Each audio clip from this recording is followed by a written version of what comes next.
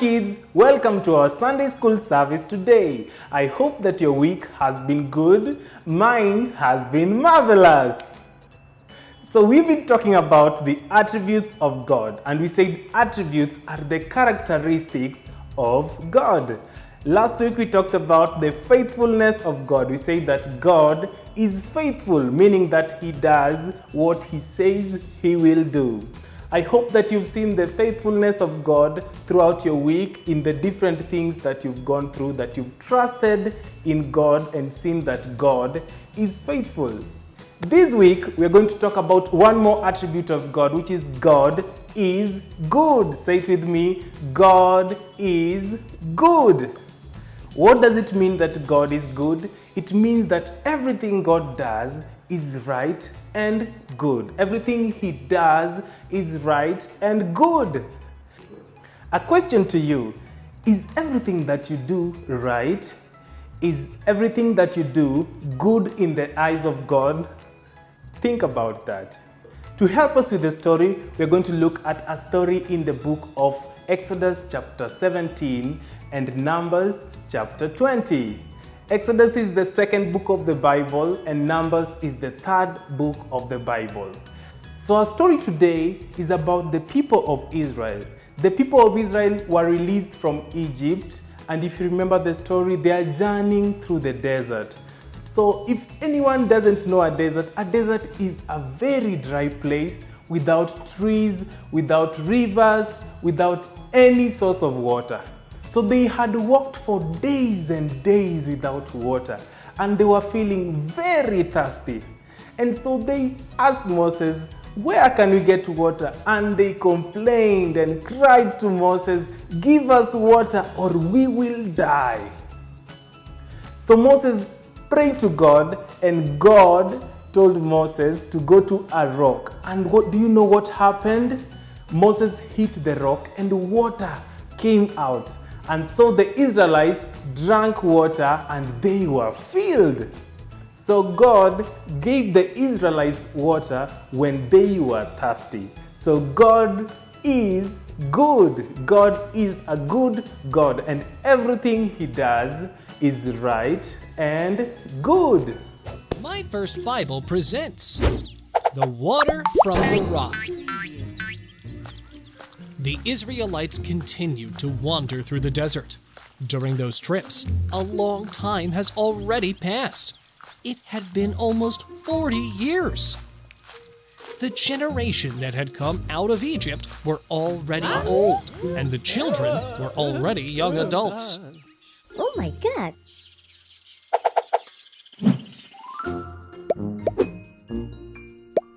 The Israelite community arrived in the desert of Zin, and they camped at Kadesh.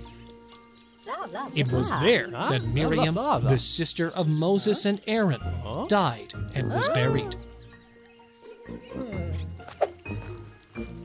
As there was a great scarcity of water, the Israelites once again mutinied against Moses and Aaron and demanded of them, "I wish God had let us die in the desert together with our brothers. Why did you bring us to this desert, to die with our cattle? Why did you take us out of Egypt and bring us to this horrible place where there is nothing?" Moses and Aaron went to the entrance of the tabernacle and bowed down with their faces to the ground to ask God for help. And God said to Moses, "Moses, take your staff. Gather the people and go to the rock, in the presence of all of them. Only you will speak to the rock for it to give water, and thus water will flow from it. This way, all the people and their cattle can drink." So they did. Moses and Aaron gathered everyone in front of the rock. Moses, very old and tired of the complaints of the people, said to all of them, "Listen up, rebels! Do we have to get you water from this rock?" Saying this, Moses angrily raised his hand and struck the rock twice with the rod. Water flowed from it in abundance, and everyone drank. God told Moses and Aaron, "Why have you disobeyed me? I asked you to only speak to the rock. Because you did not trust me, nor recognize my holiness in the presence of the Israelites. You will not enter the promised land either."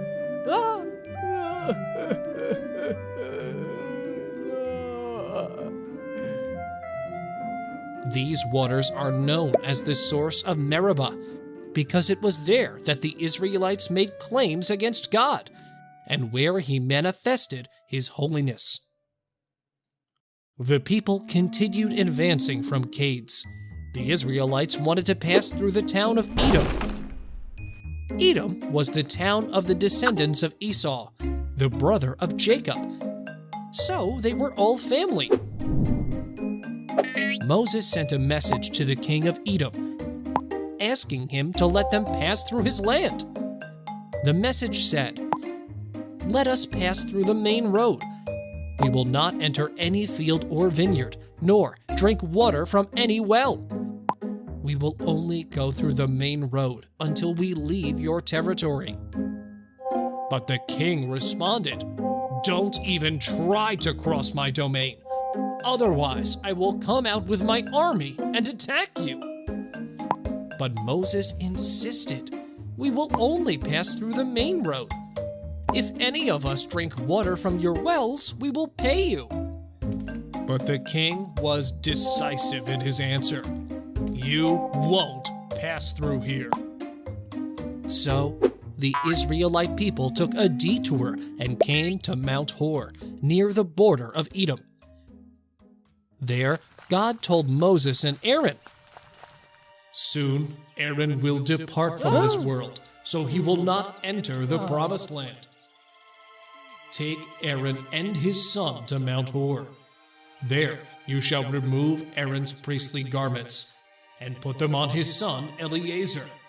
And there Aaron will meet with his ancestors."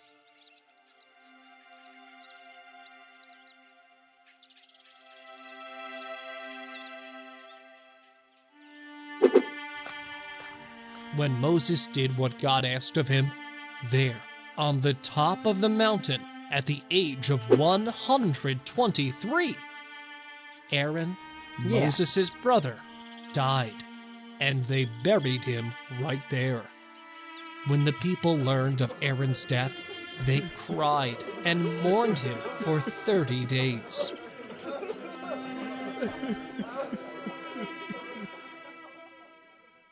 The Israelites came out of Mount Hor, bordering the territory of Edom.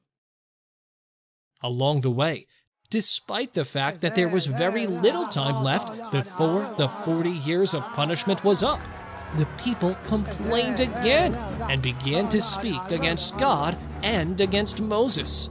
"Why did they bring us from Egypt to die in this desert? There's no bread or water here, and we are sick of this lousy food." Therefore, God punished them by sending poisonous snakes against them, so that they would bite them, and many Israelites died.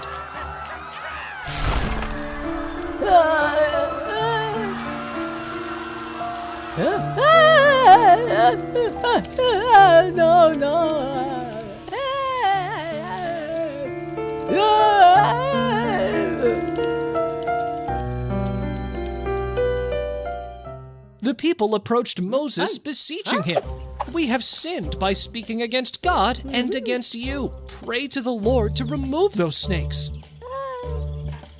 Moses interceded for the people, and God said to him, "Create a bronze serpent and put it on a pole. All who are bitten and look at her will live." Moses made a bronze serpent and raised it up on a pole. People who were bitten and looked at the bronze serpent were healed. This symbolized faith in God. If God said that looking at the bronze serpent they would be healed, then it would be so. Through faith, the power of God could be manifested in them, and heal them all. Even though the Israelite people continued to rebel and disobey, God never stopped providing them with food and water.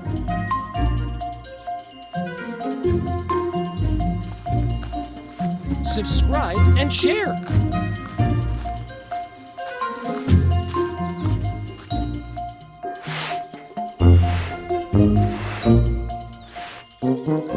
And follow us on our social media.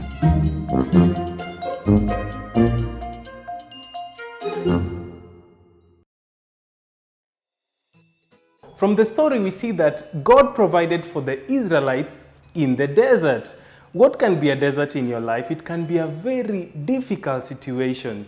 So what we learn from the story is we can see the goodness of God even in a difficult situation, just like the Israelites saw the goodness of God in the desert. So in every situation, always remember that God is good, meaning everything He does is right and good.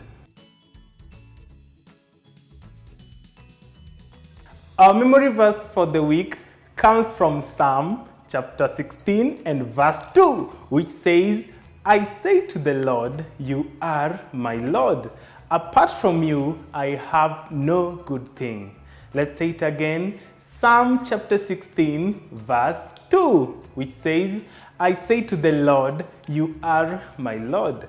Apart from you, I have no good thing. So we have seen how God was good to the Israelites by providing water to them at the desert. And now we are going to bring this lesson to life through craft. We're going to color and word search. Karibuni to our craft time.